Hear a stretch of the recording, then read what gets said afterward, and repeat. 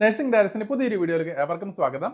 അങ്ങനെ Karnataka KCET entrance എക്സാമിനുമായിട്ട് എല്ലാവരും തയ്യാറെടുത്തുകൊണ്ടിരിക്കുകയാണല്ലോ.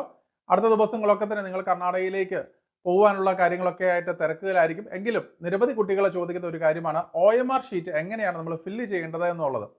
അപ്പോൾ നമ്മൾ ഒരു കാര്യം പ്രത്യേകം ശ്രദ്ധിക്കുക. ഇതിനകത്ത് എന്തെങ്കിലും ചെറിയ തെറ്റുകൾ വരുത്തി കഴിഞ്ഞാൽ തീർച്ചയായിട്ടും നിങ്ങളുടെ ആൻസറുകളൊക്കെ അസാധുവാകുവാനുള്ള സാധ്യതകളുണ്ട്.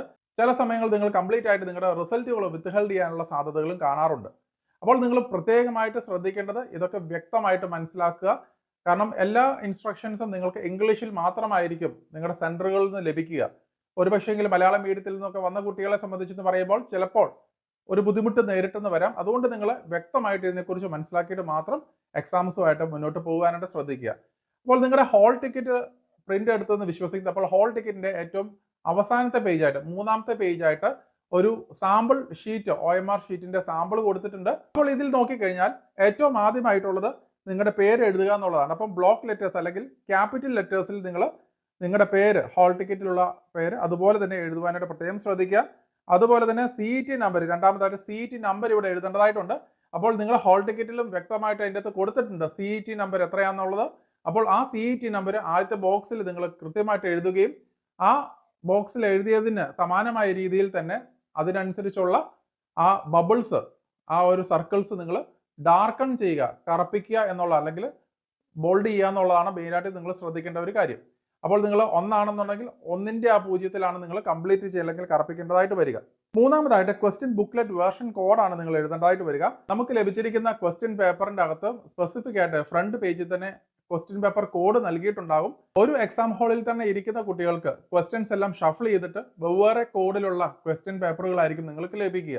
അപ്പോൾ നിങ്ങൾക്ക് ഏത് ക്വസ്റ്റ്യൻ പേപ്പർ ആണോ ലഭിച്ചത് അതിന്റെ ഫ്രണ്ട് പേജിലുള്ള കോഡുകൾ വ്യക്തമായിട്ട് കൃത്യമായിട്ട് തന്നെ ഈ പറയുന്ന കൺസേൺ ആയിട്ടുള്ള ആ ഒരു ബോക്സിൽ അല്ലെങ്കിൽ ആ ഒരു ബബിൾ നിങ്ങൾ ഫില്ല് ചെയ്യാന്നുള്ളതാണ് മെയിനായിട്ട് ശ്രദ്ധിക്കുന്നത്. അപ്പോൾ ഇവിടെയും ബോക്സ് നൽകിയിരിക്കുന്നുണ്ട്. അപ്പോൾ ബോക്സിൽ ഇപ്പോൾ A1 ആണെങ്കിൽ A1 എന്നോട് പറഞ്ഞിട്ട് ഇതിന് അവിടെ എഴുതുകയും A1ന്റെ നേർക്കുള്ള ബബിൾ നിങ്ങൾ കറുപ്പിക്കുകയോ അല്ല ഡാർക്കൺ ചെയ്യുകയും ചെയ്യേണ്ടതായിട്ടുണ്ട്.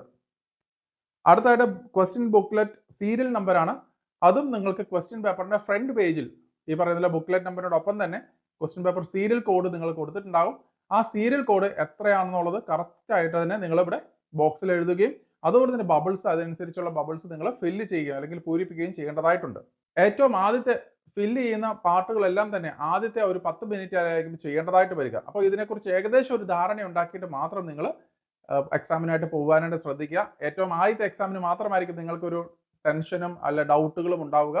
അപ്പോൾ നിങ്ങൾക്കൊക്കെ ഏകദേശം ഒരു ഐഡിയ കിട്ടിക്കഴിഞ്ഞാൽ രണ്ടാമത്തെ മൂന്നാമത്തെ എക്സാംസ് ഒക്കെ വളരെ ഈസി ആയിട്ട് നിങ്ങൾക്ക് എഴുതാനായിട്ട് സാധിക്കുന്നതാണ്. ഒരിക്കൽ കൂടി പറയട്ടെ, മാത്സ് BSc നഴ്സിംഗിന് ആവശ്യമില്ല. അത് എഴുതിയത് കൊണ്ടും എഴുതിയില്ലെങ്കിലും യാതൊരു ഗുണവും ദോഷവും ഉണ്ടാവാറില്ല. ഒക്കെ അതുകൊണ്ട് തന്നെ നിങ്ങൾ ആ മാർക്ക് പരിഗണിക്കാത്തത് കൊണ്ട് തന്നെ തീർച്ചയായിട്ടും നിങ്ങൾക്ക് അത് എഴുതേണ്ട ആവശ്യം വരുന്നുമില്ല. അപ്പോൾ ഫിസിക്സ്, കെമിസ്ട്രി, ബയോളജി 3 സബ്ജക്റ്റുകളാണ് മെയിനായിട്ട് നിങ്ങൾ എക്സാംസ് എഴുതേണ്ടതായിട്ട് വരിക.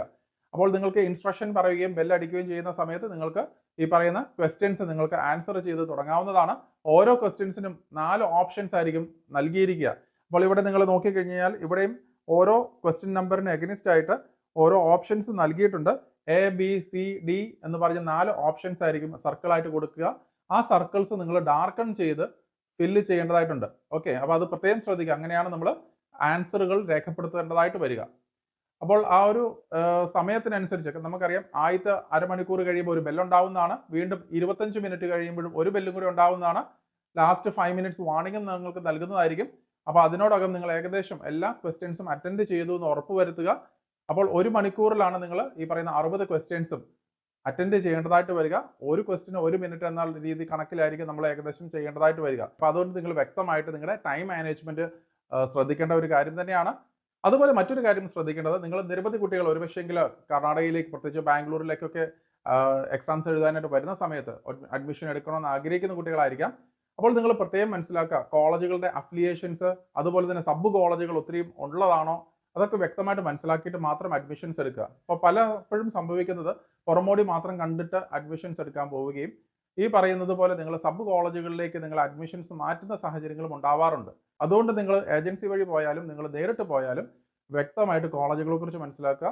പലപ്പോഴും അധികൃതരോ ഈ പറഞ്ഞ ഏജന്റുമാരോ ഒന്നും തന്നെ സബ് കോളേജുകളുടെ കാര്യങ്ങളൊന്നും നിങ്ങളോട് പറയുകയില്ല. അപ്പോൾ ഒരു വർഷം കഴിഞ്ഞതിന് ശേഷം പരീക്ഷ എഴുതുന്ന സമയത്ത് ഹോൾ ടിക്കറ്റ് കിട്ടുമ്പോൾ മാത്രമായിരിക്കും പല കുട്ടികൾക്കും അവരുടെ ചേർന്നിരുന്ന കോളേജുകൾ മാറിപ്പോയതായിട്ട് അവർക്ക് മനസ്സിലാക്കാൻ കഴിയുക. അപ്പോൾ അതുകൊണ്ട് തന്നെ വ്യക്തമായിട്ട് കോളേജുകളെ കുറിച്ച് മനസ്സിലാക്കുക. അതുപോലെ തന്നെ 90% വരുന്ന കോളേജുകളെല്ലാം തന്നെ നല്ല രീതിയിൽ ഫീസ് ഇളവ് ലഭിക്കുന്നതാണ്. 50,000 രൂപ എങ്കിലും മിനിമം ഫീസ് ഇളവോടുകൂടി നിങ്ങൾക്ക് അഡ്മിഷൻസ് കിട്ടുന്നതുമാണ്. അപ്പോൾ തീർച്ചയായിട്ടും അങ്ങനെ ഫീസ് ഇളവിൽ തന്നെ നിങ്ങൾക്ക് അഡ്മിഷൻസ് നേടാനുള്ള പ്രൊവിഷൻസും അവൈലബിൾ ആണെന്നും കൂടെ മനസ്സിലാക്കുക. അപ്പോൾ നിങ്ങൾ ഒരു കാര്യം ശ്രദ്ധിക്കണം, നിങ്ങൾ കോളേജുകളെ കുറിച്ച് വ്യക്തമായിട്ട് മനസ്സിലാക്കുക. പ്രോപ്പറായിട്ട് അഫിലിയേഷൻസും അതുപോലെ തന്നെ അധികം സബ് കോളേജുകളും ഇല്ലാത്ത കോളേജാണെന്ന് മനസ്സിലാക്കുക. മെയിൻ കോളേജിൽ തന്നെയാണ് അഡ്മിഷൻസ് എടുക്കുന്നതെന്ന് ഉറപ്പുവരുത്തുക. അതുപോലെ നിങ്ങൾക്ക് ഫീസ് ഇളവുകൾ കൃത്യമായിട്ട് തന്നെ ലഭിക്കുന്നുണ്ടോ എന്നുള്ളതും കൂടെ മനസ്സിലാക്കുക. പലപ്പോഴും സംഭവിക്കുന്നത് ഏജന്റുമാരൊക്കെ തന്നെ മാക്സിമം ഫീസ് നിങ്ങളുടെ കയ്യിൽ നിന്ന് എടുക്കുന്ന ഒരു സാഹചര്യമാണ് ഉണ്ടാകുന്നത്. അപ്പോൾ നിങ്ങൾക്ക് ഫീസ് ഇളവോടുകൂടി തന്നെ റെപ്യൂട്ടഡ് ആയിട്ടുള്ള കോളേജുകൾ നിങ്ങൾക്ക് അഡ്മിഷൻസ് വേണമെന്നുണ്ടെങ്കിൽ, അതുപോലെ തന്നെ കോളേജ് വിസിറ്റുകൾ ആവശ്യമുണ്ടെന്നുണ്ടെങ്കിൽ താഴെ ഞാനൊരു ഗൂഗിൾ ഫോം നൽകിയിട്ടുണ്ട്. അതിൽ നിങ്ങൾക്ക് ഫില്ല് ചെയ്യാവുന്നതാണ്. അതുപോലെ തന്നെ 14, 15, 16, 17, 18 തീയതികളിലെല്ലാം തന്നെ ഞാൻ അവിടെ ബാംഗ്ലൂർ സെൻറ്ററിൽ അവൈലബിൾ ആയിരിക്കും. അപ്പോൾ നിങ്ങൾക്ക് പേഴ്സണലി നിങ്ങൾക്ക് എന്തെങ്കിലും ആവശ്യമുണ്ടെന്നുണ്ടെങ്കിൽ, നിങ്ങൾക്ക് ഗൈഡൻസിൻ്റെയോ അല്ലെങ്കിൽ കോളേജുകൾ നിങ്ങൾ ചേരാനിരിക്കുന്ന കോളേജുകളെ കുറിച്ച് എന്തെങ്കിലും ഡീറ്റെയിൽസ് എന്തെങ്കിലും അറിയണമെന്നുണ്ടെന്നുണ്ടെങ്കിൽ തീർച്ചയായിട്ടും പേഴ്സണലി എന്നെ കോൺടാക്ട് ചെയ്യാവുന്നതാണ്. അപ്പോൾ എല്ലാവരും തന്നെ എൻട്രൻസ് എക്സാമിന് വേണ്ടി നല്ല രീതിയിൽ പ്രിപ്പയർ ചെയ്യുക.